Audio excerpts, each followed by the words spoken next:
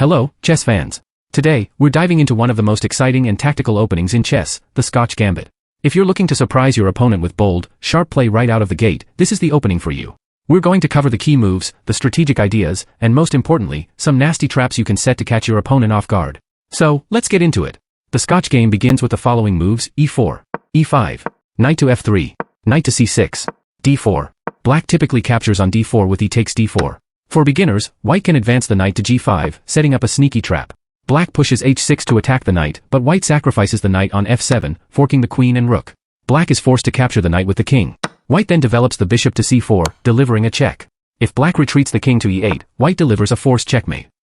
White moves the queen to h5, delivering check, forcing the king to e7.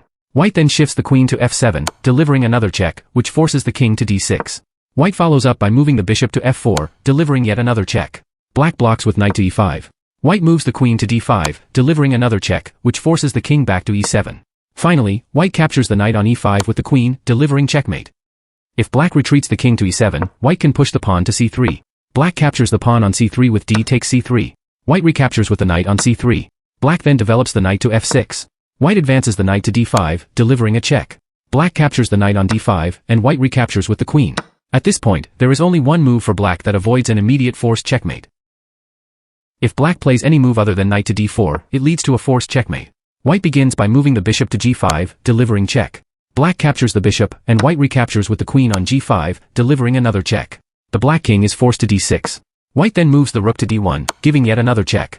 Black blocks with the knight, but white captures the knight on d4, delivering a check. The black king is forced to c6.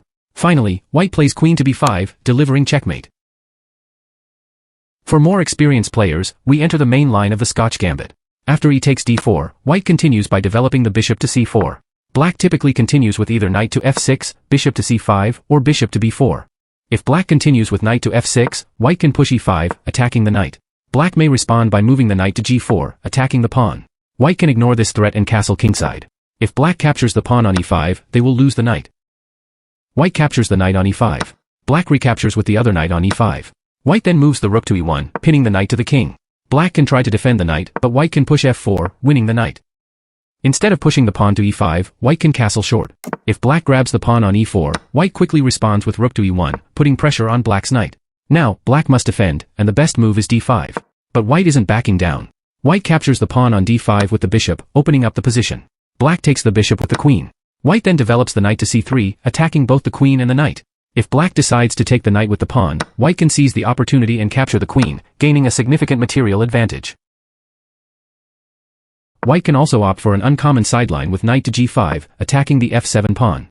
The most common response from black is d5. White can capture the pawn on d5, attacking the knight. Black recaptures the pawn with the knight. White then castles kingside. Black develops the bishop to e7, attacking the knight and preparing to castle. White sacrifices the knight on f7.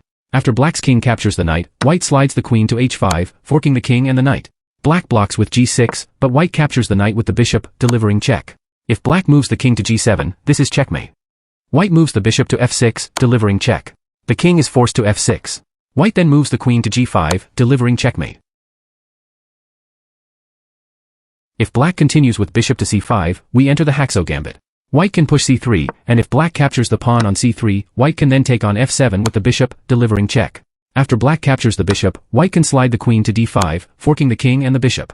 Once white captures the bishop, black's king will be unable to castle and will be exposed in the center. White will have a significant advantage, with many attacking chances.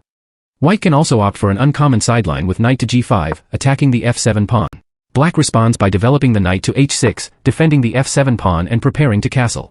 White then sacrifices the knight on f7, forking the queen and rook. Black is forced to capture the knight with the knight.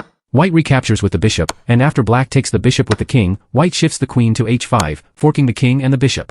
After white captures the bishop, black's king is unable to castle and left wide open in the center, creating a perfect opportunity for white to launch a devastating attack. If black continues with bishop to b4, white can block with c3. Black captures the pawn with d takes c3, and white recaptures with the pawn, attacking the bishop. If black retreats the bishop to e7, white will win a piece. White moves the queen to d5, threatening checkmate on f7. Black develops the knight to h6 to defend the f7 square. White captures the knight, but black cannot recapture the bishop, as queen to f7 delivers checkmate. After black castles kingside, white can retreat the bishop, continuing the game up a piece. If black retreats the bishop to c5, white can capture the pawn on f7 with the bishop, delivering check. After black captures the bishop, white can slide the queen to d5, forking the king and the bishop. Alternatively, you can choose to delay the Scotch Gambit, introducing a layer of uncertainty that not only confuses your opponent but also gives them more opportunities to make mistakes or miscalculate.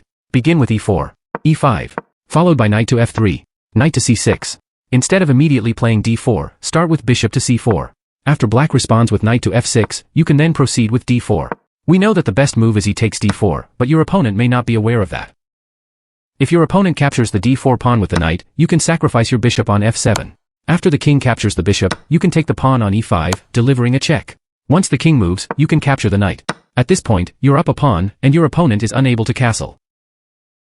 If your opponent captures the e4 pawn with their knight, you can respond by capturing on e5 with your pawn.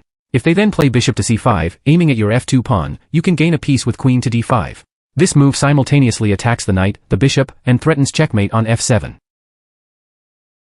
Before we wrap up, let's quickly go over a few tips if you want to try out the Scotch Gambit in your own games. Don't be afraid to sacrifice material.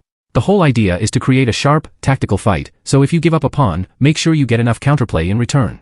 Always keep an eye on f7, and be ready to sacrifice your bishop or knight when the opportunity arises. Develop quickly. The quicker you get your pieces active, the more dangerous your attack becomes. Use your opponent's weaknesses. Look for holes in black's camp, especially around their king. Keep your eyes on f7, and be ready to pounce. So there you have it, the Scotch Gambit. An exciting and aggressive opening that can leave your opponent scrambling to defend. Whether you're playing for fun or looking to surprise your opponent in a tournament, this gambit is a great weapon to have in your arsenal. Remember, it's all about tactics and creating chaos in the center, so if you love fast-paced, sharp chess, this one's definitely worth learning. Thanks for watching. If you enjoyed the video, don't forget to like, subscribe, and hit that bell icon for more chess content. And if you've ever played the Scotch Gambit, or if you plan to try it out, let us know in the comments below. See you next time.